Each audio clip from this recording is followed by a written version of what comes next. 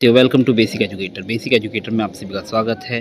Next की तरफ से आज एक बहुत ही इंपॉर्टेंट नोटिफिकेशन जारी किया गया है। जिस प्रकार से मैंने आप लोगों को पहले भी बताया था कि जब तक एचआरएमएस पोर्टल आपका फुली डेवलप नहीं हो जाता है, तब तक आपकी जो सैलरी बनने का काम है वो स्टेट सोसाइटी लेवल पे होगा और फिर उसके बाद आपकी अटेंडेंस स्टेट सोसाइटी द्वारा नेक्स्ट को भेज जाएगी और आपकी सैलरी वहाँ पर प्रोसेस होगी नेक्स्ट में। बट इसके साथ मैंने एक चीज़ और जोड़ी थी। जब ये आपका एचआरएमएस पोर्टल फुल्ली ऑपरेशनल हो जाएगा तो उसके बाद आपकी जो सैलरी बनाने का जो काम है वो सभी स्कूल लेवल पे होगा, स्टेट सोसाइटी लेवल पे आपका कोई भी काम नहीं रह जाएगा। तो इसमें आपके जो अकाउंटेंट जो अपॉइंट किए गए हैं उनके द्वारा ये काम किया जाएगा। और अपॉइंटेंट नहीं है मतलब अकाउंटेंट आपके स्कूल में नहीं अपॉइंट हुए हैं तो उस केस में आपके जीएसए या जो भी इस काम को करेंगे तो उनके द्वारा इस कार्य को किया जाएगा। तो साथियों, अब एचआरएमएस पोर्टल लगभग आपका फुल्ली ऑपरेशनल होने की स्थिति में आ गया है और इस महीने से नेक्स्ट ने बोल दिया है कि आपकी जो अटेंडेंस का जो काम है वो आपकी ऑनलाइन होगा और एचआरएमएस पोर्टल पर होगा और वो स्कूल के अकाउंटेंट के द्वारा ही किया जाएगा। तो कैसे होगा वो काम, क्या क्या चीज़ें रहेगी, क्या क्या प्रोसीजर रहेगा, उसके बारे में हम डिटेल में इस वीडियो में जान लेते हैं। आज एक नोटिफिकेशन जारी किया गया है नेक्स्ट के द्वारा। सबसे पहले मैं आपको नोटिफिकेशन दिखा देता हूँ। तो इस प्रकार से नोटिफिकेशन है, इसमें लिखा गया है, देखिए, leave module of HRMS for making of attendance of next employee is developed and to be implemented in EMRS. Salary of the month of the November 2024 will be processed only after updation of leave balance and day-wise attendance of employees in the leave module of HRMS.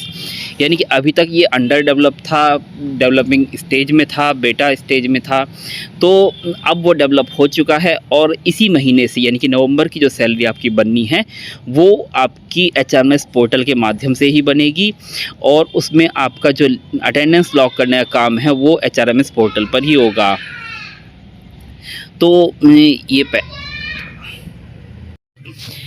ठीक है, दूसरा point में लिखा गया है, leave balance and day wise attendance is to be updated by the accountant और any official to whom the salary work is assigned by the principal. तो ये जो लीव बैलेंस अपडेट करने का जो काम है, अटेंडेंस लॉक करने का जो आपका काम है वो आपके अकाउंटेंट के द्वारा किया जाएगा। अकाउंटेंट अगर आप मतलब नहीं हैं, स्कूल में अपॉइंट नहीं हुए, तो जीएसए द्वारा किया जाएगा। जनरली जीएसए वगैरह भी नहीं है तो उस केस में आपके जो डेपुटेड क्लर्क वगैरह होंगे, एडहॉक पे क्लर्क होंगे, जो भी होगा वो उसके द्वारा जो भी प्रिंसिपल इस काम के लिए जिसको भी असाइन करेंगे वो करेंगे।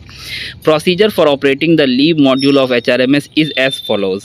तो इसमें लीव मॉड्यूल को ऑपरेट करने का जो प्रोसीजर है वो कुछ इस प्रकार से है। तो साथियों, मैं इसमें एक चीज़ आपको बता देना चाहूँगा कि जिस सॉल्यूशन सॉफ्टवेयर की जो कंपनी है जिसने ये बनाया है, तो उसके द्वारा ये एक वीडियो बनाया गया है आपका डिटेल प्रोसेस के लिए कि जो अकाउंटेंट वगैरह हैं उनकी हेल्प करने के लिए एक वीडियो बनाया गया है।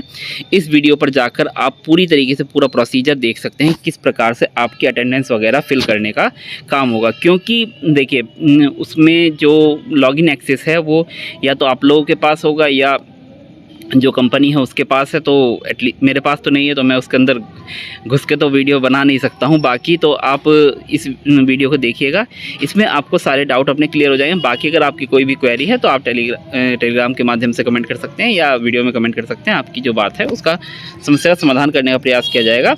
बाकी आप इस वीडियो को ज़रूर देखिएगा। बाकी मैं इसके आगे थोड़ा और प्रोसीजर को सिंप्लीफाई कर देता हूँ।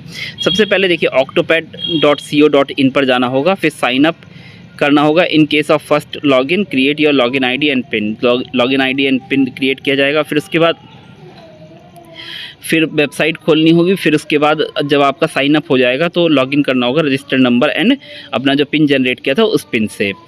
फिर उसके बाद आपको एडमिन डैशबोर्ड सेलेक्ट करना होगा। फिर अकेडमी सेलेक्ट करना होगा, that is school from the drop down box on the top right of the screen. Select HRMS select करना होगा। फिर उसके बाद select employee leave management from the drop down menu. फिर उसमें ड्रॉप डाउन मेन्यू में आपका एम्प्लॉय लीव मैनेजमेंट आएगा।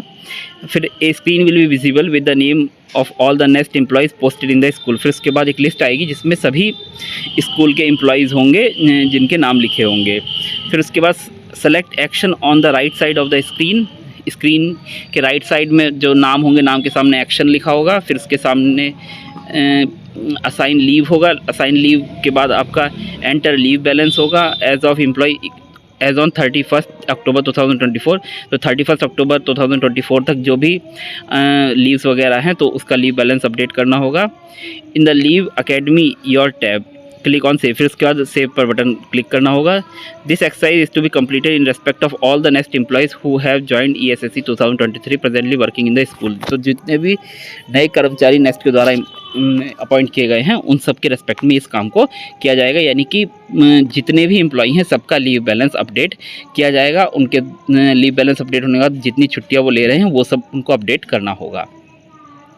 फिर again select HRMS, select employee attendance report card from the drop down, select employee contribution computation report on the top right side of the screen. Select month November, select employee name, mark the day wise attendance by selecting the available option in the date flag tab for all the days। फिर उसके बाद आपका day wise attendance fill होगी हर एक employee की। उसमें क्या होगा, हर एक डे में एक ड्रॉप डाउन मेन्यू होगा, तो प्रेजेंट हो तो P है और नहीं हो तो उसमें सारे ऑप्शन होंगे। CCL पे है, मेडिकल मतलब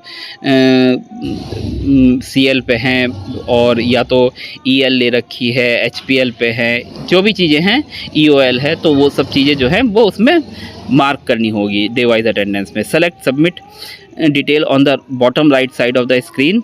This exercise is to be completed in respect of all the next employees who have joined through ESSC 2023 presently working in the school। तो ये सभी जो एम्प्लॉयज़ है उनकी डे वाइज अटेंडेंस इसमें फिल होगी। After making the attendance of the all employees click on download excel file to be downloaded, verify the attendance of all the employees. फिर उसके बाद एक एक्सेल फाइल डाउनलोड होगी, फिर उसके बाद सभी अटेंडेंस जो एम्प्लॉयज़ हैं उनकी अटेंडेंस को वेरीफाई करना होगा कि कहीं कोई गलती तो नहीं हो गई है। After verification of the attendance in the excel file click on the lock attendance. फिर उसके बाद जब आपने वेरीफाई कर लिया कि हाँ किसी की अटेंडेंस में कोई मिस्टेक नहीं है, फिर लॉक अटेंडेंस आपको करना होगा। एक बार इसमें नोट लिखा हुआ है, lock attendance is to be done only after the verification of the attendance as attendance can not be change after that. अगर आपने अटेंडेंस लॉक कर दी है फिर उसके बाद वो अटेंडेंस चेंज नहीं हो सकती है, तो इसलिए एक्सेल शीट को निकाल के अच्छे से उसको वेरीफाई कर ले कि उसमें कोई मिस्टेक तो नहीं है। साथ ही यहाँ पे ऑक्टोपैड का जो लिंक दिया हुआ है, मैं उस पर आपको थोड़ा सा फर्स्ट स्टेप बता देता हूँ कि किस प्रकार से आपका फर्स्ट स्टेप किया जाएगा। तो ये ऑक्टोपैड का लिंक दिया गया है, इस लिंक पर आप क्लिक करेंगे तो फिर आपको ये एक साइट पर रिडायरेक्ट करेगा। ये साइट है आपकी student link in pursue of learning. इसमें आपको लॉगिन पर क्लिक करना होगा। लॉगिन आप कर नहीं सकते हैं अभी, तो आपको क्या करना होगा, साइन अप पर क्लिक करना होगा। फिर साइन अप पर आप जब क्लिक करेंगे तो यहाँ पे देखेंगे फ़र्स्ट नेम पूछ रहा है, फ़र्स्ट नेम डालना है, लास्ट नेम डालना है, अपना मोबाइल नंबर डालना है, फिर उसके बाद सेट पिन जनरेट करना है 4 नंबर का, फिर कंफर्म पिन, फिर अपना ईमेल एड्रेस डालना है, डेट ऑफ बर्थ डालना है, जेंडर डालना है, फिर उसके बाद सेलेक्ट कर रजिस्टर पर क्लिक कर देना है। इस प्रकार से आपका जो है वो साइन अप हो जाएगा। साइन अप होने के बाद आपको फिर वही लॉगिन वाले उसमें जाना है और अपना जो भी मतलब मोबाइल नंबर डाला था वो यूज़र नेम में डलेगा और फिर उसके बाद आपका पिन डलेगा और फिर उसके बाद साइन इन हो जाएगा। फिर उसके बाद आप जो भी आपका ये लीव मॉड्यूल है वो HRMS का लीव मॉड्यूल उसको एक्सेस कर पाएंगे। जो वीडियो में डिस्क्राइब किया गया है उस तरीके से आपको जो प्रोसीजर है वो पूरा करना होगा। Thank you. यहाँ पे एक और चीज़ जोड़ी गई है कि अगर आपको कोई भी असिस्टेंस चाहिए तो एम्प्लॉय जो है वो सपोर्ट टीम को कांटेक्ट कर सकते हैं और सपोर्ट टीम का ईमेल जो है ये दिया हुआ है support@studentlink.zohodesk.in। तो इस प्रकार से आपका अटेंडेंस लॉक करने का सिस्टम रहेगा। बाकी मैंने आपको बताया ही है कि यहाँ पे आपका डिटेल्ड वीडियो यहाँ पे दिया हुआ है। इस डिटेल वीडियो को आप ज़रूर देख लीजिएगा, यहाँ से आपको आइडिया मिल जाएगा, क्योंकि इसके अंदर जाने का एक्सेस या तो आपके पास ही होगा या कंपनी के पास है। फिर दूसरी बात मैं आपको बता देता हूँ कि पहले तो अटेंडेंस लॉक होने का काम होता है, फिर उसके बाद प्रोसेस पेरोल, एक ऑप्शन आएगा प्रोसेस पेरोल। तो जैसे ही आपकी अटेंडेंस लॉक हो जाएगी तो फिर उसके बाद पेरोल प्रोसेस करने का ऑप्शन आएगा। तो हो सकता है आप इस बार आपको अटेंडेंस लॉक करने का ऑप्शन दिया है, अभी पेरोल का ऑप्शन ना दे तो हो सकता है अगली बार से पेरोल वाला भी ऑप्शन आपको दे दिया जाए। और अगर पेरोल वाला ऑप्शन अभी नहीं दिया जाता है, हो सकता है इस महीने ही पेरोल वाला ऑप्शन दे दे, तो देखना होगा कि हमें पेरोल वाला ऑप्शन मिलता है या नहीं मिलता है इस बार। बाकी पेरोल वाला ऑप्शन उसमें साइड में लॉक अटेंडेंस के साइड में लेफ्ट हैंड साइड में आपको पेरोल वाला ऑप्शन मिलेगा, प्रोसेस पेरोल, उस पर आप क्लिक करेंगे और फिर उसके बाद आपको सैलरी भरनी होती है।